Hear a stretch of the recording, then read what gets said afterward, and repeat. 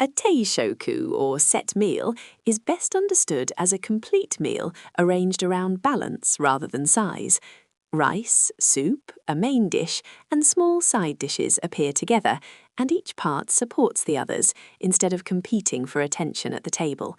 The meal feels orderly but not rigid because it allows variety without losing a clear structure. That is why teishoku often gives a steady kind of satisfaction, one that comes from composition, rhythm, and flavor working together. Onigiri is one of the most familiar foods in Japan, and people eat it in many ordinary situations without treating it as anything special. It works well for busy mornings, short breaks, or train rides because it is easy to carry and easy to eat with one hand. Another reason it is so popular is the range of fillings, which includes salmon, tuna with mayonnaise, pickled plum, and seasoned kelp. Because it is simple, filling, and flexible, onigiri fits naturally into everyday life.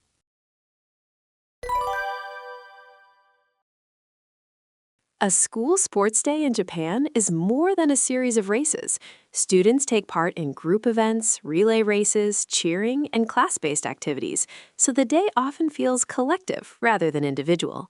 Competition matters, but so do teamwork and participation. That is why sports day often leaves a strong memory, even for students who are not especially athletic. I was amused by the first Japanese 100 yen shop I visited because I assumed it would be a slightly chaotic place full of cheap and forgettable things. Instead, I found rows of useful items that had clearly been designed with surprising care, from kitchen tools to stationery to storage boxes that looked rather neat. What interests me is that these shops do not feel like a last resort, which they sometimes might in Britain, but more like a normal and even enjoyable part of everyday shopping. They seem to reflect a wider Japanese talent for making ordinary objects both practical and pleasing.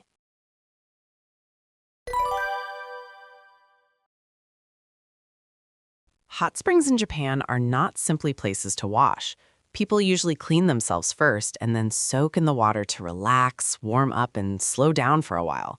Some onsen are famous travel destinations, while others feel closely tied to the local area. That mix of rest, place, and routine is a big part of what makes onsen feel special.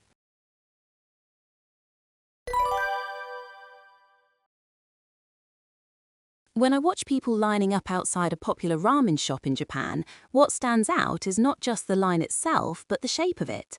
Even without much instruction from the staff, people usually leave space for pedestrians, keep close enough to move forward smoothly, and avoid blocking the entrance too much. No one seems to need a long explanation because the line adjusts itself as new people arrive.